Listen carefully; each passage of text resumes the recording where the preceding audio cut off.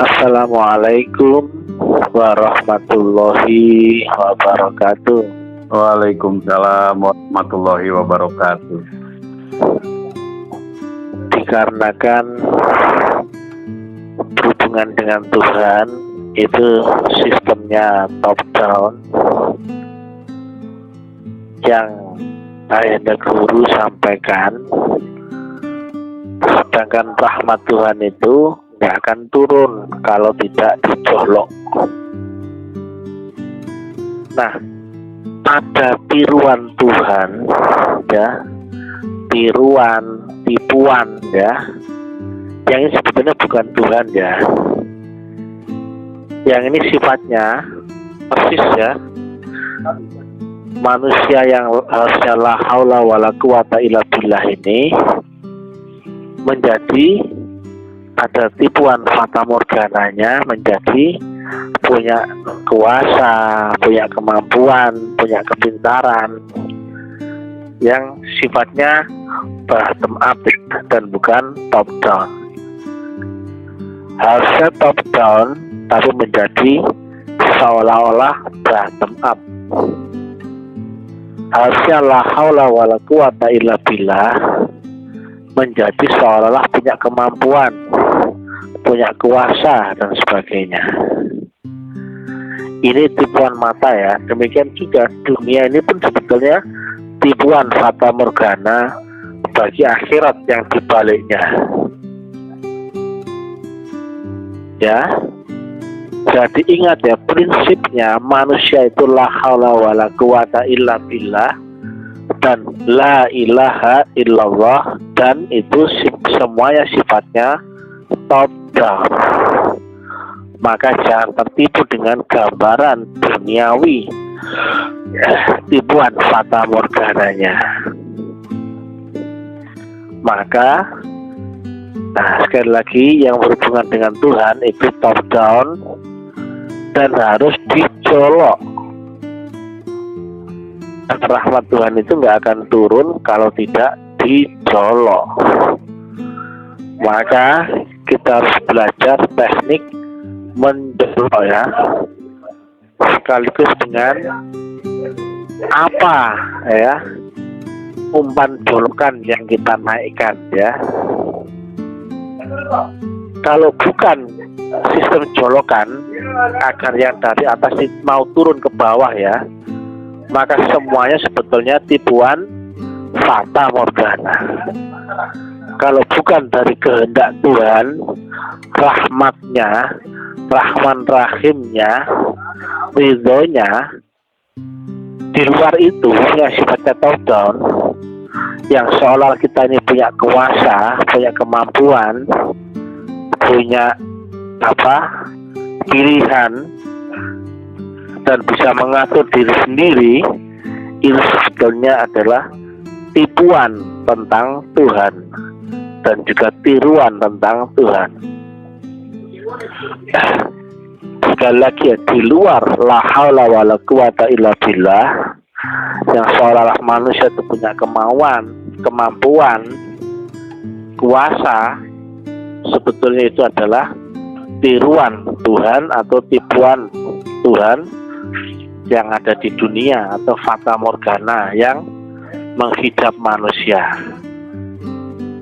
Nah, jadi berhubungan dengan Tuhan, intinya adalah kita harus menjolok. Maka kita harus tahu tekniknya, ya, dan rukun syaratnya, ya, agar rahmat Tuhan itu bisa turun, ya, ridhonya, rahmatnya, kasihannya, kasih sayangnya. Nah, itu yang harus kita jolok, ya, agar itu terjadi. Maka menjadi top down, yakun dan fayakun. Sedangkan kalau kita keluar dari rumus itu, keluar dari rumus top down, rumus dari rahmatnya, ridhonya, kasih sayangnya, kehendaknya, maka yang ada adalah kehendak kita sendiri, mau kita sendiri, kuasa kita sendiri, kepintaran kita sendiri. Itu adalah Tuhan palsu, tiruan Tuhan atau tipuan Tuhan yang datang dari dimensi yang lebih rendah. Ingat ya, kita itu harusnya la haula wala quwata illa billah. Bahkan mengangkat jari pun sebetulnya nggak mampu ya. Tapi menjadi mampu, kuat, bisa ketika kita dikendalikan oleh setan ya. Nah, demikian ya. Ini tipis ya dan sulit kita menyadarinya. Semua ya, makanya Nabi sampaikan, bukan sholatmu, ibadahmu, zikirmu, doamu yang bisa bikin kamu masuk surga, tapi adalah karena izin dan ridhonya. Nah, jadi itulah yang harus dicolok ya, izin dan ridhonya. Bukan karena kemampuan kita ya, yang bottom up ya, tapi mesti top down. Nah, menjolok itu ada tekniknya dan juga ada rukun syaratnya ya. Ada saluran jalannya, ada yang kita persembahkan sebagai jolokannya, umpan jolokannya ya. Kemudian tahu caranya, syarat rukunnya dan sebagainya. Nah, demikian ya. Jadi yang berhubungan dengan Tuhan itu adalah top down, maka jangan berusaha dengan kemauan kita sendiri ya. Garis bawah semua harus dijolok agar Tuhan berkenan, Tuhan mau, Tuhan berkehendak, Tuhan ridho. Itu ya. Dan bukan atas kemampuan kita, kemauan kita, itu sifatnya tipuan, fata morgana, tiruan Tuhan ya, yang itu bisa menyesatkan manusia keluar dari undang-undang la haula wala quwata illa billah. Nanti akan seperti Fir'aun ya. Nah, ketika dialog dengan Nabi Musa, seolah dia yang berkuasa atas seseorang ya, dia mau hidup atau mati itu terserah aku. Kalau aku suruh dia dibunuh ya dibunuh, kalau aku suruh dia hidup ya biarkan dia hidup ya hidup. Itulah tiruan-tiruan Tuhan ya, yang itu sangat tipis ya, dan itu banyak sekali di dunia ini ya. Karena manusia akan ada dua peluang keterpimpinan ya, beserta Tuhan dan terpimpin Tuhan, atau beserta setan dan terpimpin oleh setan. Nah, kalau yang setan ini kontra dengan Tuhan ya, makanya kontra dengan prinsip la haula wala quwata illa billah. Dia kuasa, ego, merasa pintar, berkemampuan, berkemauan ya.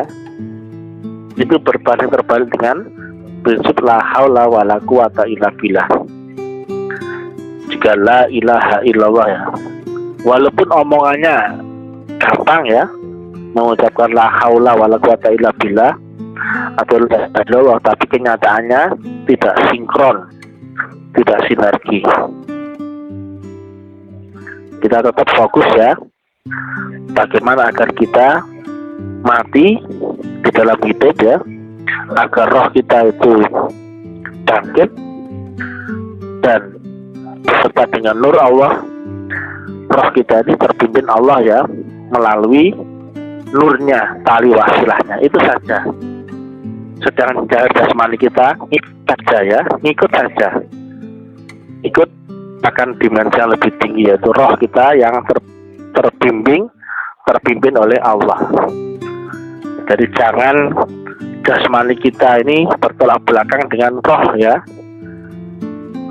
akhirnya terjebak pada pelaku syirik, membelakangi Tuhan, membelakangi Rasul, sehingga keluar dari prinsip-prinsip berserah diri, tunduk, tertib, taat, aman, damai, lembut, lunak, tenang, dan terpimpin dari zahir dan batin, jasmani dan rohani. Demikian ya. Sesat akan Allah berarti kontra dengan la haula wala quwata illa billah, dan kontra dengan la ilaha illallah ya. Jadi omongannya sama gerak-gerik perilakunya berbeda ya. Itu tidak kita sadari ya. Kita mempunyai keinginan saja itu sudah kontra dengan la haula. Kita punya kepintaran, kemauan, kuasa, itu sudah kontra dengan hukum Tuhan yang tadi ya, la haula wala quwata illa billah ya. Sekali lagi, orang yang sudah punya kemauan, kuasa, keinginan, kemampuan, itu kontra dengan la haula wala quwata illa billah, dan itu ada di mana-mana ya. Inilah zamannya ya, di mana orang tidak lagi terpimpin oleh Allah yang melalui tali wasilah. Sekarang ini jarang orang yang paham wasilah, tidak ada mencari wasilah. Padahal ayatnya ada ya, wabtal lahil wasilah, karena merasa mampu menuju Tuhan dengan kemampuannya, caranya, keinginannya, ilmunya sendiri. Nah, di uran-uran yang dahulu telah kami sampaikan, kalau kita bersyariat saja tanpa hakikat akan fasik, berhakikat tanpa syariat akan sindik, dan kalau kita merasa bisa yakin langsung dengan Allah tanpa wasilah, itu bertuhan angan-angan kosong. Demikian yang bisa kami sampaikan. Ya, mudah-mudahan menjadi manfaat dan juga menjadi parameter kita untuk memahami diri sendiri ya. Man arafa nafsah maka arafa rabbah. Salam ta'lim ma'rifat. Ini tentang praktek thariqah Naqsyabandiyah Khalidiyah. Ilahi anta maksudi wa ridhoka matlubi. Assalamualaikum warahmatullahi wabarakatuh. Waalaikumsalam warahmatullahi wabarakatuh.